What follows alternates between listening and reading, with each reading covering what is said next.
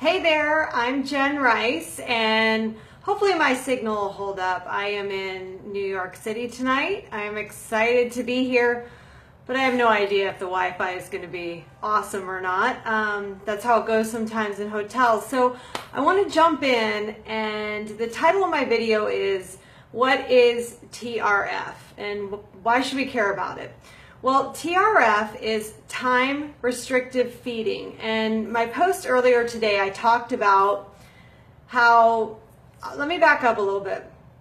So about 7 months ago, I had, for those of you who don't know my story at all, I had this kind of irretractable heartburn. It was like, they call it GERD heartburn, but it was just horrible. I was sitting upright most nights. I was just not doing great. I was taking all the over-the-counter medicines, and then a proton pump inhibitor, which is something like a Prilosec or in that Nexium family, and I ended up having an allergic reaction to it. So I wasn't able to continue taking the medicine that kept me at least sleeping at 45-degree angle.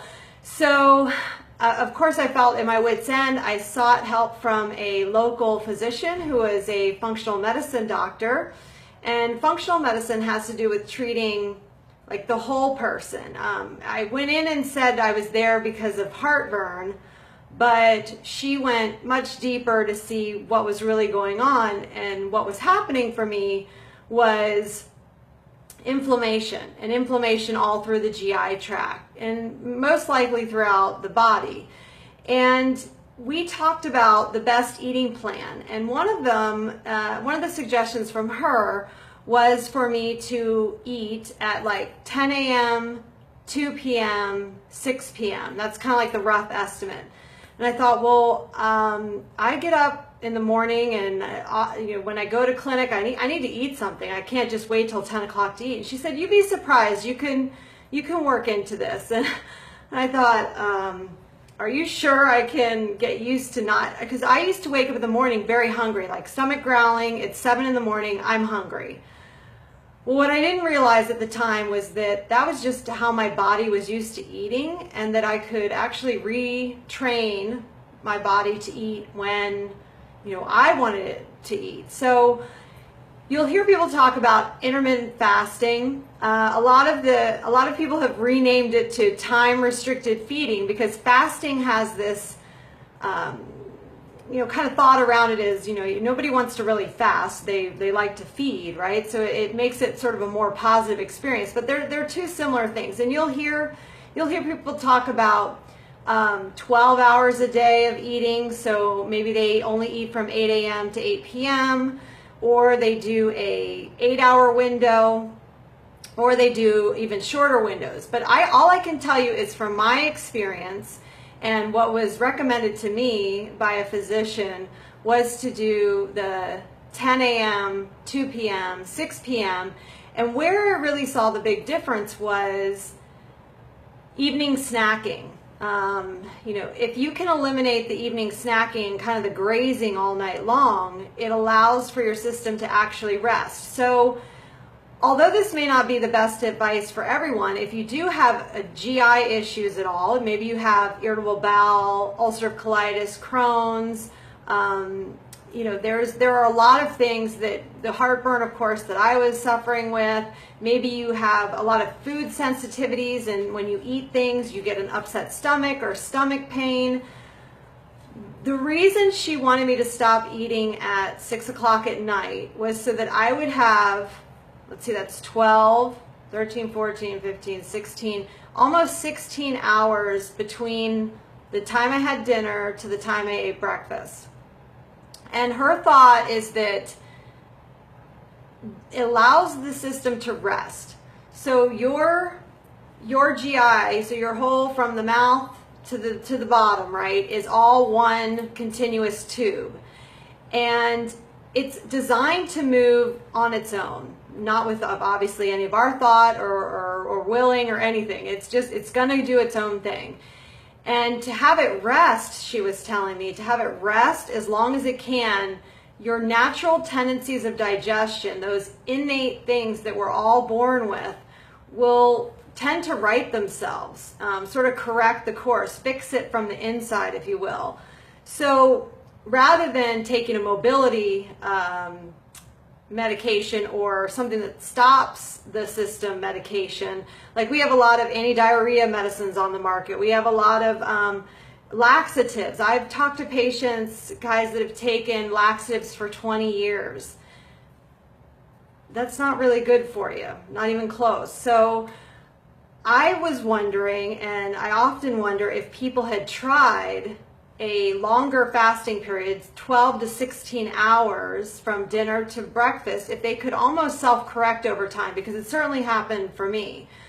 So now, of course, I don't always eat, 10 a.m., 2 p.m., 6 p.m. It maybe will be off a little bit.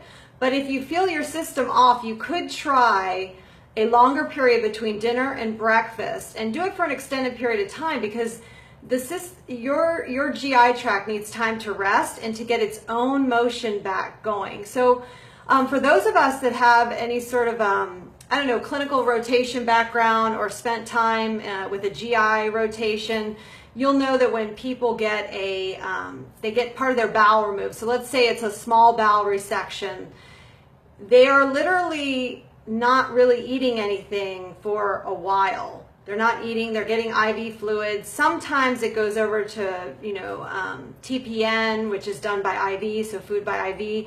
But ideally what they're trying to do is allow your body to self-correct, get used to after the surgery. And maybe some of my friends who do GI can chime in on this, but certainly you can, once the body has been at sort of that resting stage, it will most of the time do the innate things that it needs to do to make you well, right? So, okay, science-wise, so that was my functional medicine doctor's recommendation, and that worked for me. So I ate at 10 to 6. Not easy initially. Promise, wasn't easy, was super hungry. But now I wake up in the morning and I can go till 10 o'clock easily without eating anything. I usually will have a cup of hot tea, or I actually make this hot water, ginger, and apple cider vinegar in the morning. It can or cannot have aloe vera juice too, but I'll post that below if that's of interest to anybody who has heartburn, because that was one of the main things they started me out with, was having that first thing in the morning.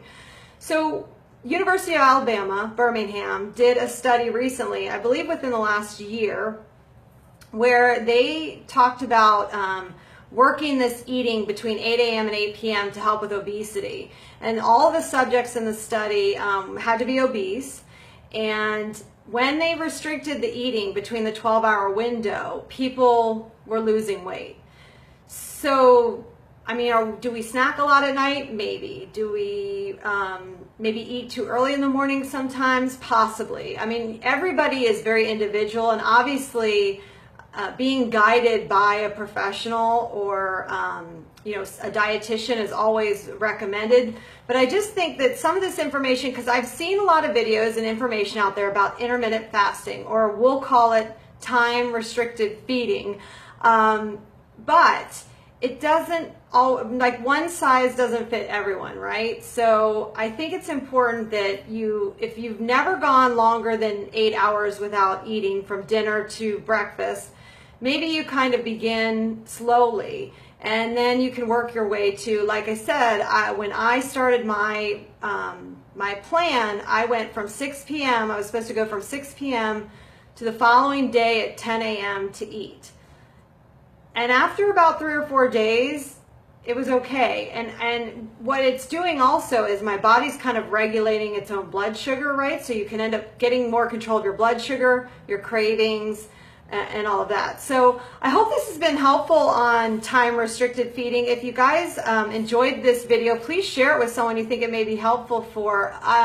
Certainly there's a lot of studies going on with obesity. As far as anti-inflammatory, which was why I was doing it, I can tell you from just personal experience, it certainly worked. Within a week, I felt much better. I was able to lay flat. Within a month, not only was I pretty much symptom-free, I lost weight, lost about 25 pounds altogether. And still kind of, it just sort of isn't hard to keep off anymore because of the anti-inflammatory diet, lifestyle, and then of course this, keeping in mind this eating. So, oh, there's Mark. Hey, thanks for jumping on here. Been following TRF. Okay, great. And Mark, I'd love for you to share. I mean, I know, okay, like we won't lie, the first week is, forget it. Like it is not easy. But then also that first week I gave up alcohol. Hello. Oh my gosh. I loved my happy hours and everything, but you know, I don't miss them now. And coffee and sugar. Oh my gosh, sugar. Who doesn't love sugar? So, okay, I am also here in Manhattan to go to an integrative medicine seminar. And basically, this is my first go at something like this.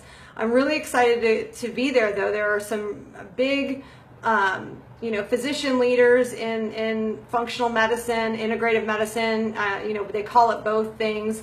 And all that really is having to do with the whole person. It's not just you're coming in, you have a heart issue, you're getting cardiac medicine. You know, in Western medicine, we have cardiology, dermatology, neurology, psychiatry, you know, all of the specialties, which is needed, of course. But this is a doctor or a provider that looks at the whole person and tries to kind of peel back the onion, if you will, and see what's going on at the core that's causing the disease processes that are rising up in the person. And so because of my experience with my functional medicine doctor, I was bit by the bug, so to speak, and I want to learn more about this, be able to help other people, and bring this into practice. So I'm hoping to pick up just a ton of stuff, and if I run into some people that are willing to come on for an interview or something along that line, hopefully I'll pop in here in the next few days and you can get some valuable information. And I got to be honest, I'm not really sure what to expect, but I want to just share that sometimes when you don't really know what to expect, the best things can happen. So here I am, and I go tomorrow morning and I'll follow up with you guys and let you know how it is. And I hope you guys have a great night, and see you soon.